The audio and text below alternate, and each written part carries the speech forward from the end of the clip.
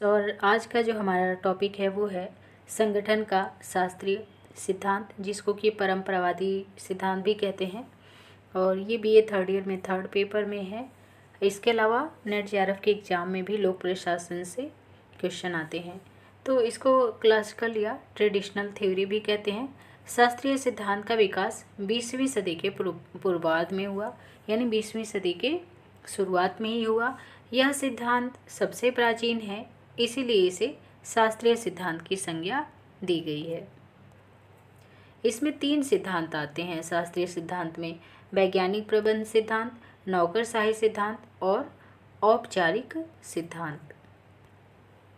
शास्त्रीय जो सिद्धांत है इसको परंपरावादी सिद्धांत, यांत्रिक सिद्धांत, औपचारिक सिद्धांत, संरचनात्मक सिद्धांत, प्रशासनिक सिद्धांत के नाम से भी जाना जाता है। साइमन एवं मार्च इसको प्रशासनिक प्रबंध सिद्धांत कहते हैं। शास्त्रीय सिद्धांत ने वैज्ञानिक प्रबंध की तुलना में व्यापक दृष्टिकोण को अपनाया है। यह औपचारिकता, कानून, संरचना, नियमों के साथ साथ प्रशासन यानी प्रबंधन में विश्वास करता है। यह मानव संबंध और अनौपचारिक तत्वों को महत्व नहीं देता है।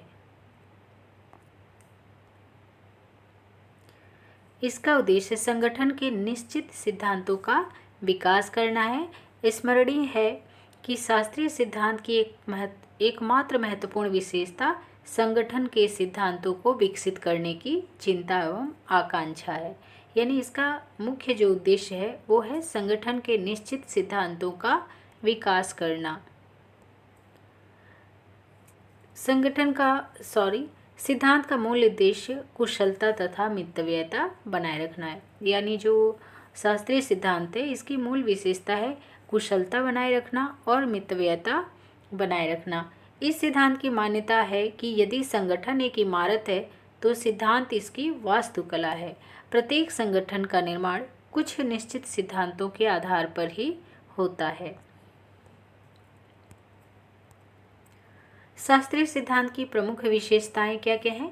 कार्य का विभाजन, यानी कि कार्यों का विभाजन रहता है और संगठन में कर्मचारियों के बीच पद सोपान की व्यवस्था रहती है, यानी यहाँ पे कौन है और उससे नीचे कौन है, सबसे नीचे कौन है।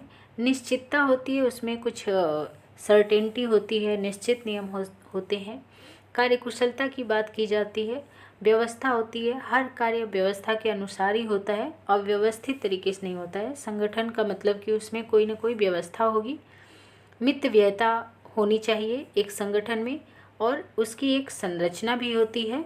और आर्थिक मानव, यानी इसका मुख्य तत्व जो होता है वो आर्थिक होता है। इसके अलावा कुछ इसके दार्शनिक विशेषताएं भी हैं जो बहुत ज़रूरी नहीं है, जैसे कि आणविक, यानी संगठन में कार्यरत व्यक्ति एक अणु है या पुर्जा है, उसका एक अणु मात्र है। यांत्रिक, यानी संगठन मशीन की तरह है, अनौपचारिक तत्वों को कोई महत्व नहीं दिया जाता है। गतिहीनता, इसलिए क्योंकि परंपरागत सिद्धांतों को ही मानता है। स्वैच्छिक, क्योंकि सेवी वर्ग अपने साथियों एवं सामाजिक नियंत्रण से मुक्त होता है, वो संगठन का पार्ट होता है, उस समय वो केवल संगठन के बारे में सोचता है और वहाँ कार्य करता है। तार्किकता, क्योंकि संगठन में जो कार्य होते हैं विवेक सम्मत होते हैं और वैज्ञानिक ढंग से होते हैं। अर्थ प्रबंधता, यानी इसका मुख्य तत्व भौतिक या अर्थ होता है, यानी पैसा होता है। फ्रांसीसी इंजीनियर जो हेनरी फेयोल हैं, इनको शास्त्रीय सिद्धांत का पिता कहा जाता है। उनकी रचना जनरल एंड इंडस्ट्रियल एडमिनिस्ट्रेशन अपने क्षेत्र में प्राचीन एवं शास्त्रीय है। 1916 में ये प्रकाशित हुई थी। हेनरी फेयोल के शास्त्रीय सिद्धांत की बात करें तो उसका अध्ययन 3 शीर्षकों में किया जा सकता है। पहला, औद्योगिक उपक्रम की गतिविधियाँ, इसमें इन्होंने 6 तरह की गतिविधियाँ बताई हैं। फिर इन्होंने 5 प्रशासन के तत्व बताए हैं और प्रशासन के इन्होंने 14 सिद्धांत दिए हैं जो सबसे ज़्यादा फेमस हैं और इसी के बारे में एग्ज़ाम में अक्सर पूछा जाता है। तो हम देखते हैं कि हेनरी फेयोल के जो संगठन के सिद्धांत हैं, 14 सिद्धांत, वे कौन कौन से हैं। तो पहला सिद्धांत है कार्य का विभाजन, यानी श्रमिकों के बीच या जो श्रमिक हैं, प्रबंधक हैं, उनमें कार्यों का डिवीजन होगा, विभाजन होगा। सत्ता एवं उत्तरदायित्व, यानी जिसको सत्ता प्राप्त है, जिसको कुछ अधिकार प्राप्त हैं, उसके कुछ उत्तरदायित्व भी होंगे। एक अनुशासन होगा, नियम कानून होंगे, उनके अनुसार ही सभी कार्य करेंगे। आदेश की एकता, यानी एक व्यक्ति एक ही अधिकारी से आदेश प्राप्त करेगा। निर्देश की एकता, यानी एक प्रकार समान तरह के कार्यों के लिए समान तरह की एकता, यानी एक प्रकार के ही कार्य हैं, सबका कार्य सेम है तो उनको आदेश भी एक ही प्रकार का सेम मिलेगा। व्यक्तिगत हित की तुलना में सामान्य हित को प्राथमिकता, यानी एक व्यक्ति के हित के बजाय हम सामान्य हित को देखेंगे जिसमें सबका हित हो। पारिश्रमिक की व्यवस्था होगी और पारिश्रमिक उचित होना चाहिए जिससे जीवन निर्वाह जो है श्रमिकों का अच्छे से हो सके। केंद्रीकरण के साथ साथ विकेंद्रीकरण की भी बात ये करते हैं, जहाँ पे ज़रूरी है वहाँ विकेंद्रीकरण भी होना चाहिए और कुछ मामलों में केंद्रीकरण का भी ये समर्थन करते हैं। अगला है पद सोपान। जैसा कि हमने देखा कि किसी भी संगठन में एक पद सोपानिक व्यवस्था होती है, सबसे ऊपर बॉस होता है, उसके नीचे अधीनस्थ कर्मचारी होते हैं, यहाँ भी अधीनस्थ और सबसे नीचे जो श्रमिक कह सकते हैं वो होते हैं। फिर कह रहा है समता, यानी इसमें सभी कर्मचारियों को समान भाव से देखा जाएगा, इसमें कोई भेदभाव नहीं होना चाहिए एक संगठन में। स्थिर कार्यकाल, यानी जो श्रमिक हैं उनको कार्यकाल की सुरक्षा होनी चाहिए, ऐसा नहीं कि आज कार्य पे हैं कल का कोई निश्चितता नहीं है, तो स्थिर कार्यकाल का समर्थन करते हैं हेनरी फेयोल अपने संगठन सिद्धांत में।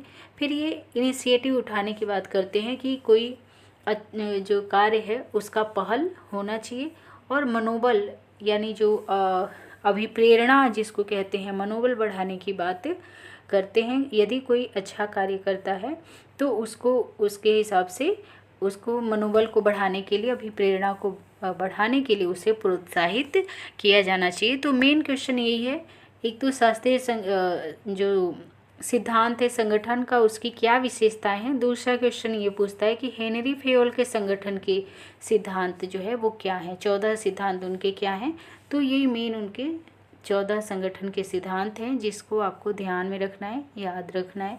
इसका आप चाहे तो स्क्रीनशॉट भी ले सकते हैं।